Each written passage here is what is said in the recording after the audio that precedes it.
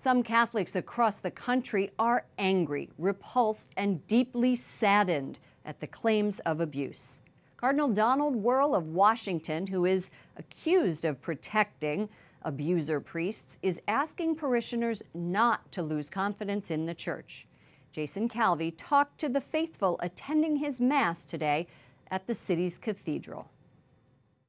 This theology professor says the Pennsylvania grand jury report is worse than the depiction of hell in Dante's 14th century epic poem. Horror that we are seeing the worst depravities that Dante himself doesn't imagine in the Inferno, at the heart of the priesthood.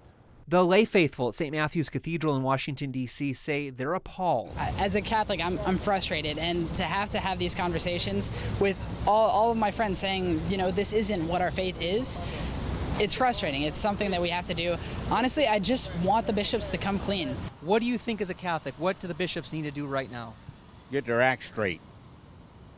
Because I think this, human nature being what it is, from original sin, well, you have weaknesses. So I think they just have to get their act straight.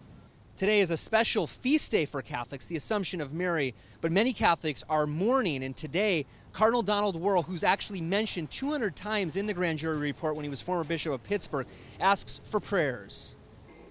The pain and the suffering is something that we need to accept responsibility for in helping survivors, their families, and their loved ones, and yes, even the broader community of the church. Wuerl stopped short of a personal apology.